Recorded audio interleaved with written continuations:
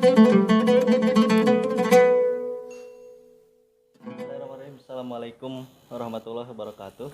Waalaikumsalam warahmatullahi wabarakatuh. Kembali lagi bersama Muid YouTuber. Kali ini saya ingin ngobrol santai lagi. Di samping saya sekarang ini bersama Ketua STAI Dr. Kahijat Mutakin Purwakarta, Jawa Barat, Dr. Imam apa, Pak? Imam Tabroni, Dr. MPDI. Imam Tabroni. Ya. Saya ingin ngobrol santai sama Pak Imam tentang perjalanan dan kisah kehidupan Pak Imam, karir Pak Imam sampai dengan puncak tertinggi akademik itu kan bisa menjadi pimpinan di kampus, Pak ya, menjadi rektor di kampus. Saya ingin ngorek-ngorek kisah Pak Imam sedikit, perjalanan Pak Imam, pendidikan Pak Imam, awalnya di mana saja, berkarya di mana saja. Apa emang Pak Imam sudah dari awal sudah punya cita-cita ingin jadi dosen, ingin jadi pendidik? Apa karena hal-hal yang lain ini? Ya. Gimana Pak Imam? Bisa diceritain nggak? Ya, sebenarnya saya awalnya hanya ini ya, seorang anak petani saja biasa, buruh tani, bukan petani. Kalau petani kan punya tanah ya ini buruh lah. Jadi orang tua saya itu di Brebes, saya di Jawa Tengah itu orang tua saya asli sana. Ya, saya dari kecil itu udah jualan sebenarnya. Ya. Jadi ketika masih SD itu sudah jualan agar itu di Pikul itu saya itu. Ya, dari mulai umur 10 tahunan lah ke sana itu sudah jualan. Karena saya tahu bahwa saya bukan orang punya gitu. Kalau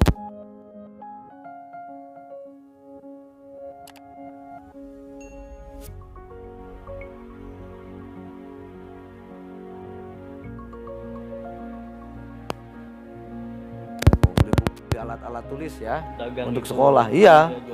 Karena orang tua ya mengkhawatirkan kondisinya, saya nggak mungkin bisa punya ini itu kalau saya nggak berinisiatif untuk jualan, untuk dagang gitu. Nah akhirnya saya kemudian lanjut terus begitu ya. Saya pernah terinspirasi oleh salah satu guru saya di MTS pada waktu itu, disuruh masuk SUPM ya, pelayaran gitu kan. Pada waktu saya tertarik karena ya lumayan katanya gajinya begitu kan.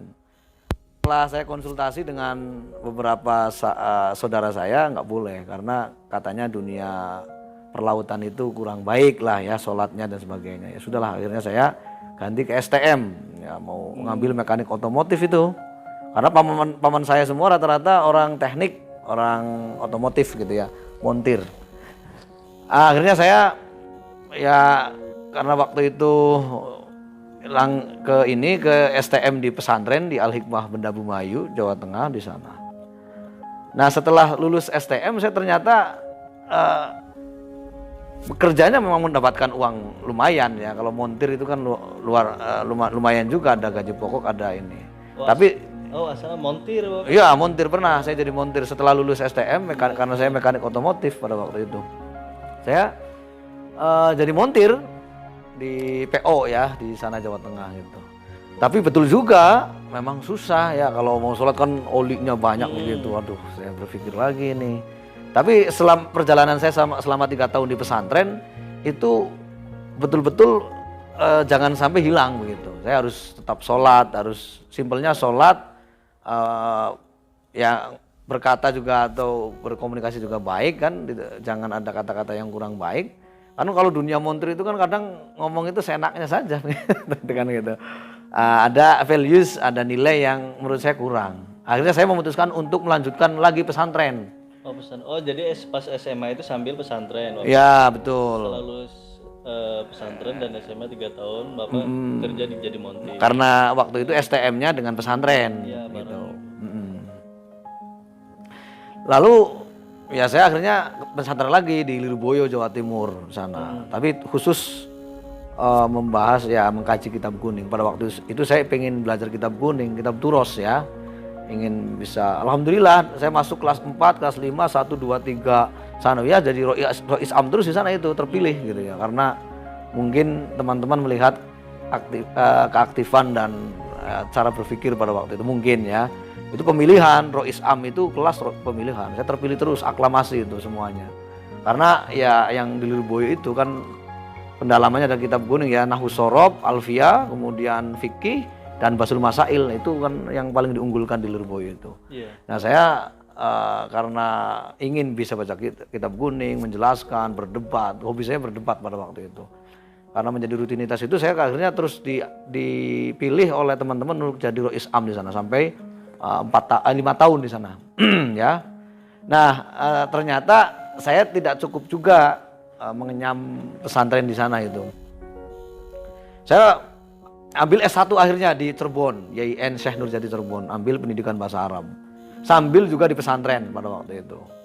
Ya sebenarnya pada waktu itu saya cita-citanya ingin mengabdi di pesantren lah, jadi anak pesantren saja begitu, ingin ya pengen di pesantren saja mengabdi sampai akhir, sama sekali tidak terlintas di dalam benak saya ingin jadi dosen waktu itu. Pokoknya ingin pesantren. Nah, sejarah saya kuliah pun sebenarnya itu atas dorongan guru saya waktu di Lirboyo. Walaupun dari jauh nyari nomor, karena pada waktu itu guru saya itu Gus juga anak kiai di Lirboyo. Beliau yang sering menyuruh saya untuk nyuci bajunya, nyetrika bajunya, pokoknya gitulah ya, saya jadi abdi beliau gitu. Ta'zim saya kepada beliau saja, tujuan saya begitu. Ternyata ketika saya sudah pindah ke Cirebon, di pesantren Babakan Ciwaringin itu ditelepon, ya Mam, di mana kamu? Wah, saya di Babakan Ciwaringin Cirebon. Kuliah enggak kamu itu? Wah, enggak, Gus, saya enggak kepikiran untuk kuliah, Gus, saya bilang gitu kan. Orang-orang Jawanya kan medok sekali. Nah, saya enggak mau lah gitu. Kamu harus kuliah, kamu harus ambil sosiologi antropologi, kata guru saya itu yang Gus juga anak kiai besar itu, pesantren juga ribuan. Akhirnya dengan desakan paksaan guru saya kuliah gitu. Gus, saya mau kuliah tapi saya nggak mau ambil sosiologi antropologi, ngapain sih duh lah, saya emang ngambil bahasa Arab saja lah begitu. Ya sudah, yang penting kamu kuliah, katanya begitu. Akhirnya saya kuliah S1 di YIN Cirebon, ngambil pendidikan bahasa Arab. Ya bahkan saya masuk kelas khusus karena nilai bahasa Arab saya 95 lebih lah ya. Akhirnya saya beasiswa pada waktu itu dah. Saya juga dapat beasiswa gratis SPP lah, gratis semesteran selama 4 tahun pada waktu itu. Kemudian selesai S1, saya sebenarnya tidak ingin melanjutkan ke jenjang berikutnya. Sudahlah di pesantren saja ngajar. Saya kemudian pindah ke pesantren Kuningan di boarding school. Dari Babakan Ciwaringin Cirebon saya pindah lagi ke pesantren lagi, namanya Pesantren Al Mutawali di sana.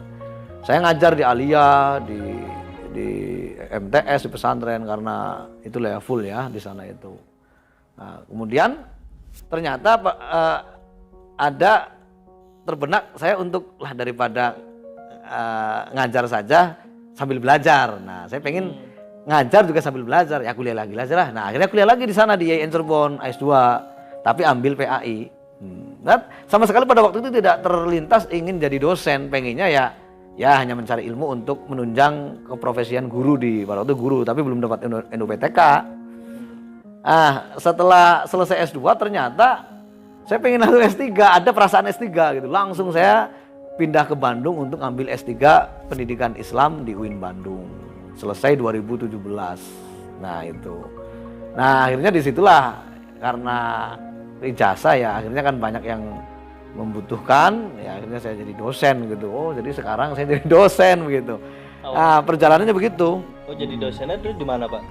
Dulu pernah di salah satu perguruan tinggi di Bandung, saya itu pernah ya di sana lah ya gitu. Tapi kemudian ya karena ada yang lebih membutuhkan pada waktu itu, tapi saya langsung diangkat menjadi sekretaris prodi pada waktu itu ya. Dan juga saya ngajar di Al-Ma'had ya, Ma'had kampus di Bandung gitu, di Kang Haji Hasan ya. Sampai sekarang juga masih komunikasi dengan beliau yang ngurus pesantren, juga pesantren mahasiswa gitu ya di UIN Bandung di Cibiru, tepatnya di Cibiru itu ya. Nah, saya di sana sambil ngajar di anak-anak mahasiswa di pesantren, juga saya ngajar juga di perguruan tinggi swasta lah ya, bukan di UIN-nya.